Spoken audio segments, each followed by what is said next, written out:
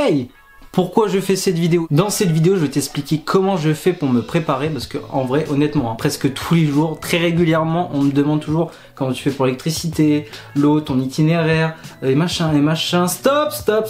On va arrêter là, je vais tout expliquer, je vais aborder plusieurs points, les points les plus importants, les points qu'on m'a beaucoup posés. C'est des points, je sais pas pourquoi, on me pose tout le temps cette question-là, enfin ces questions-là en l'occurrence. Du coup, voilà, j'en ai un peu marre de me répéter, du coup, voilà, c'est pour ça que je fais cette vidéo. Et pour vous aussi, en plus, vous saurez de quoi prendre avant de partir. Plusieurs points, le budget, l'itinéraire, l'eau, l'électricité, internet, tout ça. J'ai abordé 7 points avec vous, avec un point bonus. Alors c'est pas un point de... non. Ouais non, en fait j'avais pas d'impro sur cette blague. J'ai voulu tenter une blague, j'ai fait ouais non, repli. Alors la première question, une qui revient le plus souvent, quel est mon itinéraire? J'en sais strictement rien du tout, je sais pas du tout par où je commence. Pour l'instant ce que j'ai en tête c'est plutôt Belgique, Pays-Bas, Danemark, Suède, Norvège, Finlande. Après c'est de l'impro, je sais pas, faire les pays de l'Est, prendre un ferry. Mais sinon, à part cet itinéraire qui est encore même pas sûr, pour l'instant c'est ça, mais je suis pas sûr, je suis sûr à 85%, mais c'est pas sûr à 100%. Et c'est une question qui revient souvent, ce que je peux comprendre. En 2, la mécanique de mon fourgon. Alors, j'ai fait des diagnostics, j'ai été au contrôle technique récemment, j'ai aucun problème. Là, au moment que je tourne cette vidéo, je pars vraiment très prochainement, je pars dans 3 semaines. Donc, j'ai fait tous les contrôles. J'ai fait le contrôle technique, j'ai fait toute la mécanique, j'ai changé mes filtres, filtre à air, le filtre, puis j'ai fait des diagnostics et mon fourgon n'a rien. D'ailleurs, j'ai une petite anecdote à vous raconter. Une fois, on m'avait dit clairement, droit dans les yeux, tu roules en Renault? Bah ouais, bah en Renault Trafic quoi. Ah ouais, en Renault, ah ouais. Mais t'as pas peur de tomber en panne tous les jours? Bah non. On m'a dit, tu n'as pas peur de tomber en panne tous les jours. Tous les jours, t'imagines, je tombe en panne, c'est super chiant. Mais quand même, faut vraiment être le mec le moins chanceux du monde pour tomber en panne tous les jours, quoi. C'est super relou de tomber en panne tous les jours. Un coup, c'est une courroie, un coup, c'est ça, un coup, c'est ça. Wow, calmez-vous, laissez-moi avancer. Y a aucun problème. Tout est à jour, tout a été changé, les pièces ont toujours été changées en temps et en heure. Donc pour ça, y a pas de souci. 3e point. C'est comment fais-tu pour avoir de l'eau? Je sais pas pourquoi on me pose souvent cette question, mais on me l'a posée donc je la réponds. Il y a plusieurs techniques, tu vas dans les campings, tu peux aller dans les campings, tu peux demander juste uniquement pour ça, ou tu dors carrément une nuit dans un camping, ou tu peux aller dans les aires de camping-car, je sais pas c'est quoi le nom, j'ai plus le nom en tête, mais tu peux aller dans les aires de camping-car, payer quelques centimes et remplir tous tes bidons d'eau, ou sinon il y a une 3e technique. En vrai il y a 3 techniques, c'est pour ça que je l'ai mis en numéro 3. Si tu es quelqu'un qui n'a pas envie de payer, tu vas dans les cimetières. Là je te vois bien derrière ton écran. Ah, c'est dégueulasse! Alors non, c'est de l'eau potable. Alors quand tu dis aux gens, je prends de l'eau dans le cimetière, pour eux ça passe, c'est dans les tombes, ça passe dans le cercueil et après ça va dans ta bouche. Non, ça se passe pas comme ça les gars. Tu sais, l'eau du cimetière c'est l'eau de la ville, donc c'est la même eau que tu prends chez toi, chez ton pote, je sais pas, chez qui tu veux. Et c'est la même eau, c'est juste... C'est un endroit, c'est vrai que tu t'y attends pas à boire de l'eau du cimetière. Moi je la bois pas personnellement, je fais juste la vaisselle avec.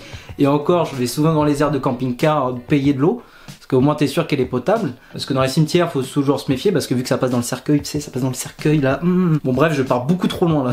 Donc du coup ça ne passe pas dans les tombes. Donc arrêtez de dire ah cimetière, l'eau elle est dégueulasse. C'est exactement la même eau que tu prends dans ton robinet. Voilà, ça ne change rien. Et si elle n'est pas potable, ils sont obligés de le déclarer. Ah oui, j'ai failli oublier les douches, comment tu fais? Très simple, ça revient un peu au point de récupérer de l'eau dans le cimetière. Sauf que tu vas dans une tombe directement. Non bah pour prendre des douches c'est un peu comme l'astuce juste avant. Soit tu vas dans les campings ou soit tu peux aller dans des routiers. Donc là où il y a les chauffeurs poids lourds. Tu peux manger un repas et après prendre une douche. Ou des fois tu peux payer que la douche. Ça dépend des restaurants routiers. Mais tu peux prendre des douches dans des restaurants routiers. Ou sinon si t'es comme moi t'as une douche solaire. Tu remplis ta douche puis bah tu prends ta douche dehors. Je t'avoue que l'été c'est grave bien parce que tu peux prendre ta douche à poil d'or, c'est trop bien. Par contre l'hiver ouais t'as intérêt à être motivé. C'est une grande motivation quand il fait -2. Ah mais la question aussi qu'on me pose tout le temps c'est l'électricité, comment je vais faire? Comment je vais faire? J'ai pas pensé à ça. Ne t'inquiète pas, j'ai prévu le coup bien sûr, normal, je vais pas partir un an sans électricité. Ce qui est simple, c'est j'ai un panneau solaire, voilà, ça recharge constamment ma batterie. Et puis même j'ai mis un câble qui fait double sortie, donc c'est à dire quand je roule, bah ça recharge quand je roule. Et quand je suis à l'arrêt, ça recharge avec le panneau solaire. Il n'y a rien de plus simple. Voilà, ça recharge quand je roule, ça recharge quand je suis à l'arrêt, ça recharge tout le temps. Bah voilà, tout le monde est content. Est-ce que c'est un avantage cette électricité? Oui. Puis en plus, le petit plus, c'est vraiment le summum du plus, c'est qu'en fait, je peux reprendre ma batterie et la brancher sur une prise tout à fait normale, comme si j'étais chez moi. Voilà, et ça recharge. Donc, est-ce que j'ai peur de l'électricité? Non. Question suivante. Ah ouais, j'avais carrément oublié. Manger, c'est une question qui revient souvent, ouais. Et c'est quoi cette question super chelou? Manger, bah je vais manger, je sais pas, comme ce que tu manges chez toi, je sais pas, des pâtes, une salade, du steak, j'en sais rien, tu vois. Donc là, on arrive aux questions très intéressantes, le budget. J'ai un budget, attention, roulement de tambour. J'étais pas obligé de faire le bruitage, je pouvais le faire au montage. 12 000 €!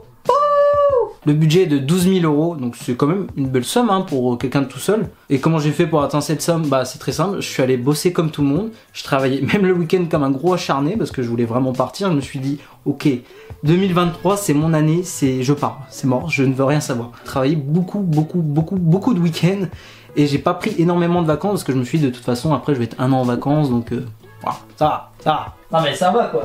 Un an de vacances le gars. Jeannette, un an de vacances mais c'est abusé. Puis même la question qui revenait souvent dans le budget, c'est comment je vais payer. Alors je sais pas pourquoi on me posait aussi cette question, comment je vais payer, bah avec une carte bancaire comme tout le monde, enfin quelqu'un de normal.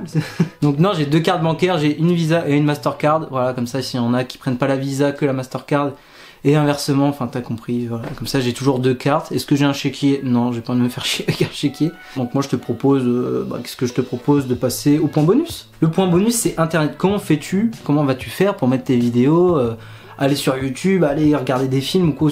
Qu'est-ce... Ah! Et bah j'ai ça. Attends, bouge pas. Ceci est un routeur 4G. J'ai l'impression de présenter vraiment un objet. Alors c'est un routeur 4G, seulement 35 €. Achète! Achète! Non, c'est un routeur 4G, donc c'est très simple. T'enlèves la coque de derrière. Tu demandes à ton opérateur une deuxième carte SIM et tu la mets dedans. Et en fait, cet appareil captera plus fort internet que ton téléphone. Mais voilà, vous avez des routeurs 4G, ça coûte pas vraiment très cher en plus. Ça coûte pas très cher, tu peux choisir de 20 € jusqu'à 300 €, même plus je pense. Et après, bah si je peux vous donner un petit conseil bonus, les petits conseils bonus c'est pour moi. Faites attention quand vous allez chez votre opérateur demander un forfait international, parce que ça coûte extrêmement cher. C'est renseignez-vous où vous avez le droit de téléphoner. Pour pas faire du hors forfait, faites super gaffe à ça parce qu'il y a vraiment beaucoup de douilles. Allez, c'est mon cadeau, c'est mon petit cadeau avant de partir, voilà. Ça y est, la vidéo touche à sa fin. J'espère que j'ai répondu à un maximum des questions qu'on me posait régulièrement. Donc voilà, si vous avez d'autres questions, n'hésitez pas à me le dire en commentaire. Abonne-toi, ça fait toujours plaisir mec, ça... En vrai ça... Oh. Ah ouais. Merci d'avoir suivi la vidéo, je pars bientôt. Bah au moment que je tourne cette vidéo, moi je pars très prochainement. Vous, bah... Je sais pas quand est-ce que le premier vlog va sortir du grand périple. Normalement ce serait un peu de temps après cette vidéo, je l'espère. Sur le prochain vlog, en plus le prochain vlog, je partirai un an en road trip.